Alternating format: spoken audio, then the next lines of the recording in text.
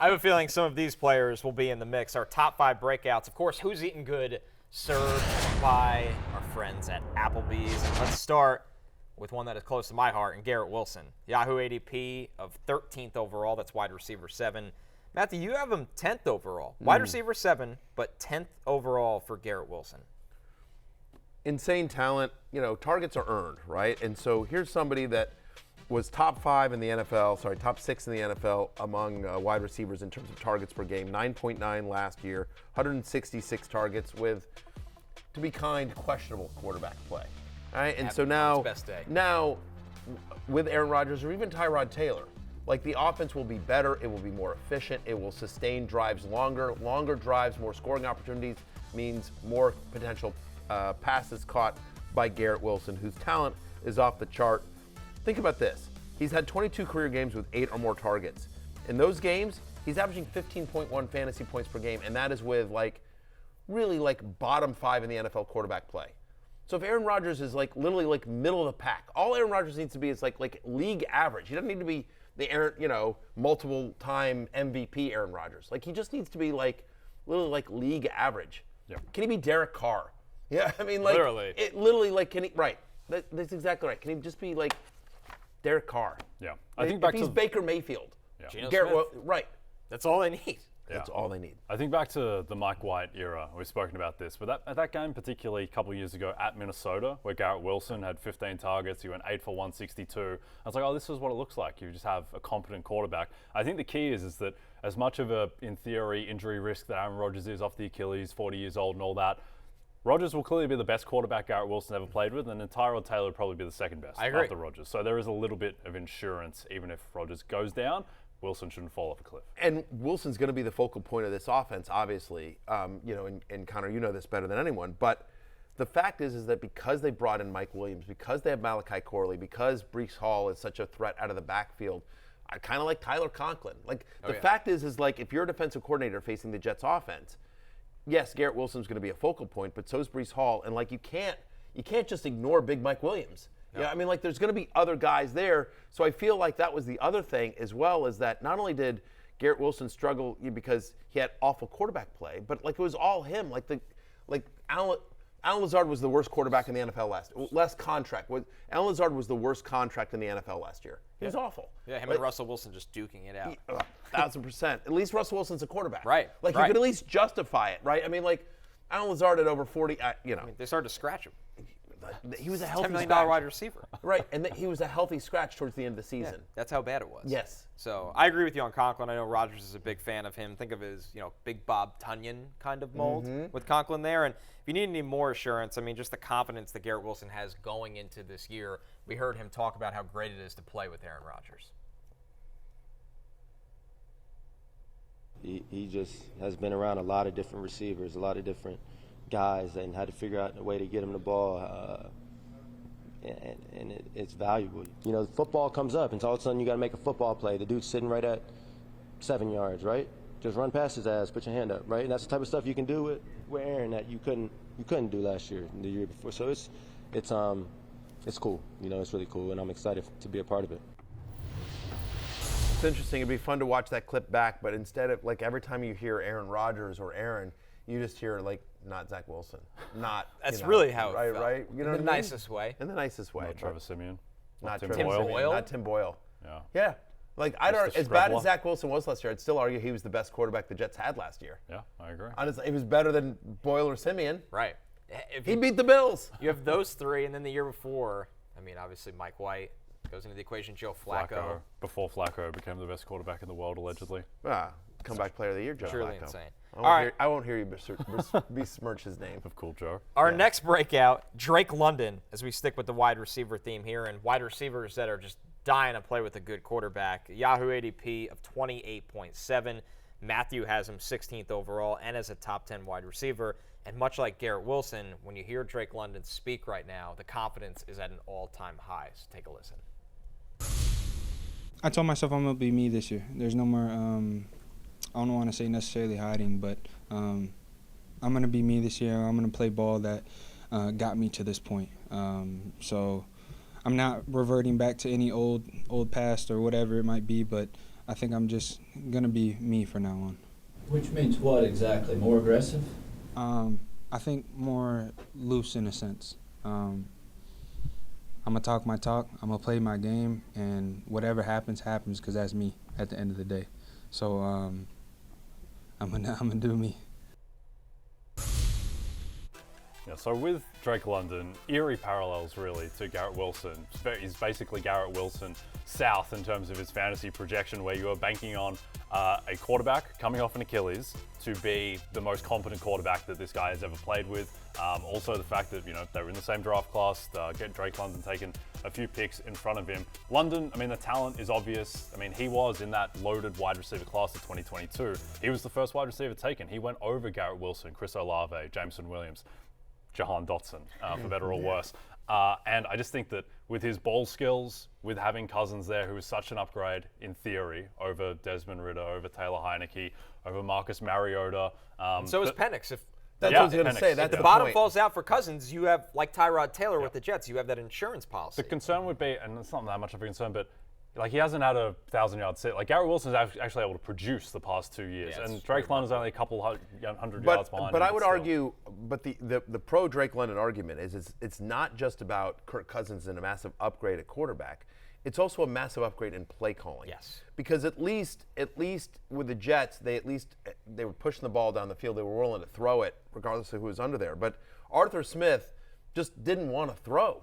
He just wanted to be run heavy, and whether that's because he just didn't feel like he had the quarterbacks to do that, so he was just trying to be run heavy, or just that's his philosophy, because that's when he came from Tennessee. He was so run heavy with Derrick Henry there.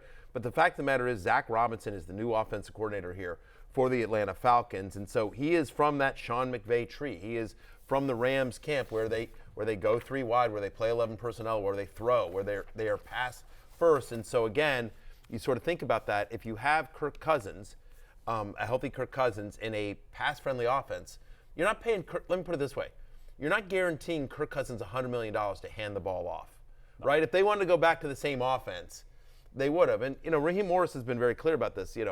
Talked to him at the combine, where it was just sort of listen, he said it very politely, but just talked about Bijan Robinson, talked about everything, like the stuff that the guy before him did.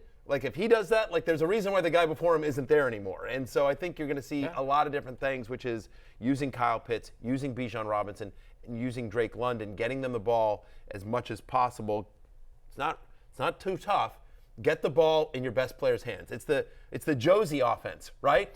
Remember Josie from my 12-year-old girls basketball team that I coached. Right, exactly. An absolute force in the paint. Yes. I had the tallest girl in the league. So it's just, what we did? Get the ball to Josie. And you know what? We won the championship. We went undefeated. There you go. All the kids had fun. Everyone got a trophy and ice cream at the end of the year. The fact of the matter is that if you draft Drake London, you're going to get a trophy and ice cream at the end of the year, because Drake London should have a massive year here. I'm 16 overall, wide receiver 10. He's going as number 29 overall on Yahoo, wide receiver 14. So I'm higher in the overall, higher at wide receiver. Kirk Cousins has supported a top 10 fantasy wide receiver in every one of his years with Minnesota except for one, and 3 different seasons supporting multiple top 15 wide receivers. Kirk Cousins is no dummy. Let me look around. Who am I throwing to? Oh, yeah. Drake London. That's the thing. And if there's a concern that London is by margin the best wide receiver on the team, so he might face, double coverage or whatever, what was Justin Jefferson dealing with for the past 3 years? Kirk Cousins will just chuck it up to him anyway, so I think that's not a big of a concern for London. Our next one here, Jay, much different ADP compared to Garrett Wilson and Drake London. Malik Neighbors, the rookie, the ADP is around 65, 66. That's wide receiver 27. Matthew has him 29th overall and in his top 20 wide receivers. And with this Giants offense, they're just dying to have a great weapon that will command targets. Last year, no Giants player had 80-plus targets last season. Malik Neighbors is written in ink for, I think, at least 100. Yeah, it's been the Darius Slayton and Isaiah Bodgens type of show for a couple of years now. And I think that with Neighbors, I just don't understand how he's not being taken as the top 20 wide receiver. He's going as wide receiver 27 on Yahoo. I think that preseason game is going to be fairly instructive of how the Giants offense looks, where it's not going to be good. Daniel Jones is going to throw some picks, but Neighbors is going to get his, as we see that incredible catch down the right sideline. So I just think between talent and volume and just the lack of other options, I think that Neighbors is going to be peppered with targets. Well, and Matthew, they'll be playing from behind quite a bit. Yes, they will be. Yes, they will be.